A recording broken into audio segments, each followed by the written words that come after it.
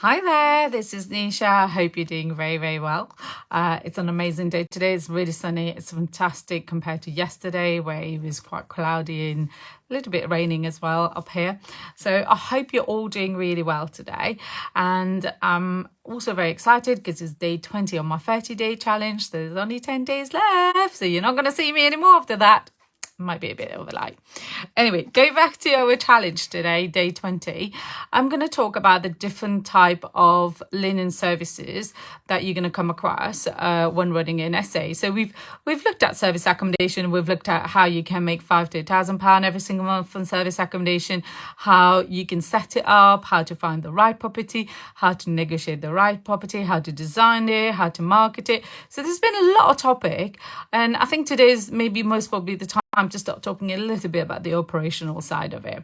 So in service accommodation, one of the top level of service that you can provide is to have a really nice, comfortable, inviting bed for your guests. At the end of the day, they're paying to stay there. So you want them to feel that they're very special by providing them an amazing bed that looks really nice, but also feel very nice. And in order to do that, you really need to have a really good linen system. Now, with a service accommodation, it's almost like a hotel. So the presentation is very important.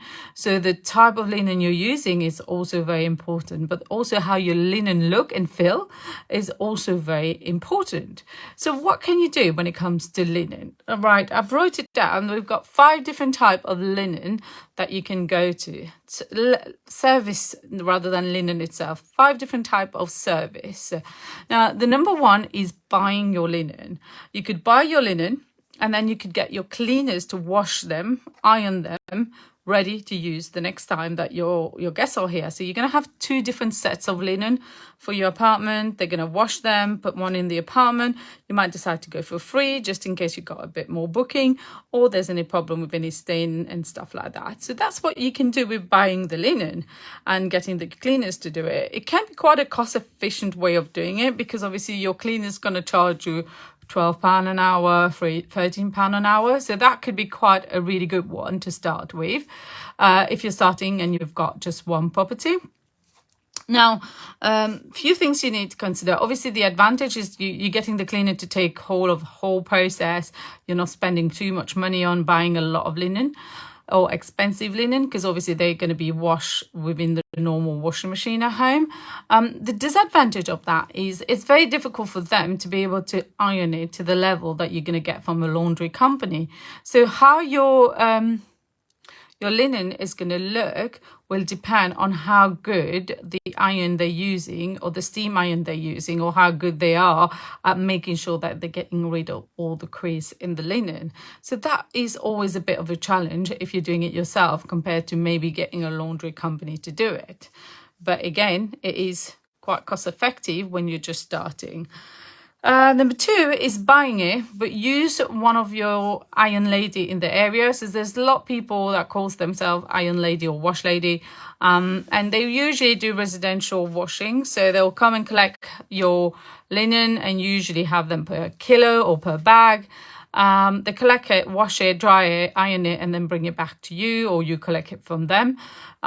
They just call iron lady. They're not a professional setup. They tend to do it from home with a spare room with a few ladies joining in. So that could be your next option, which could be quite cost effective again if you've got one property and you're just starting out. The disadvantage of that is obviously, again, they can't bring the professional look that you're looking for because they're not a laundry. They don't have pressing system. They're just using steam iron. So obviously it can be difficult to have the same level of service that you're going to provide if you were to go to a professional laundry company.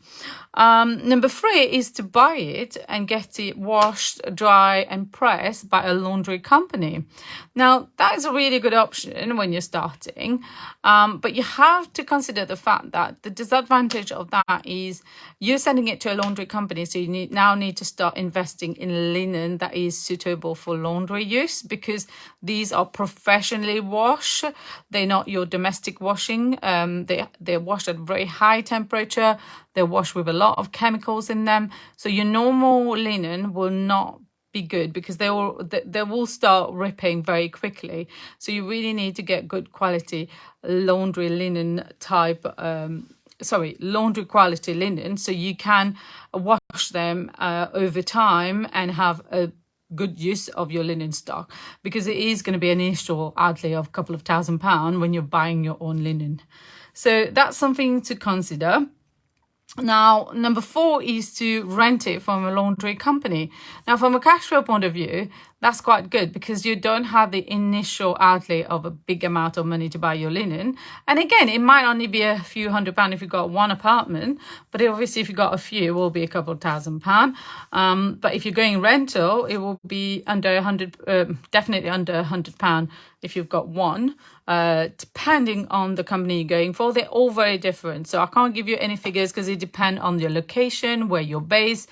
It depends on what are their minimum charges. Some of them will have minimum charges, so you need to discuss that with them and get a couple quotes and try and understand.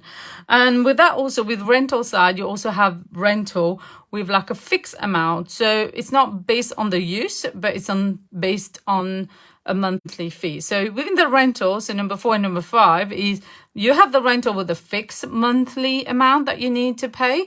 So they work out on the number of properties you have, how many linen you need for each of the property, and they have like a fixed amount that you pay every single month, where you use your linen or you don't use your linen.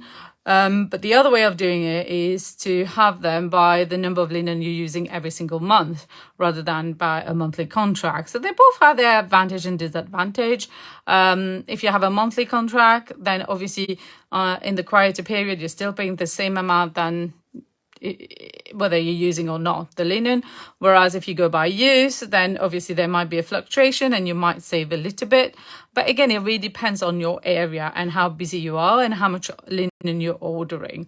So I'll personally say you need to go out there, get a couple of quotes and try and compare them, because it can be quite difficult to compare them as well, because they're all very different depending on how the supplier has set up their services. So you really need to have a good understanding. Once you have that, then it's just really easy.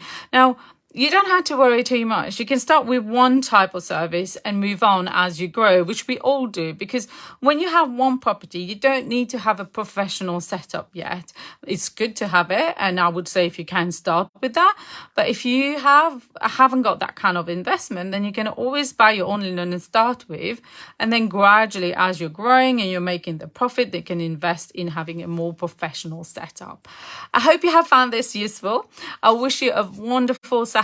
It's sunny. It's the last couple of days most probably we're going to have sunny before we get the rain again, which is not nice. So make the most of it and make the most of the time that you have with your family. Have a fantastic Saturday, everyone. See you soon. Bye.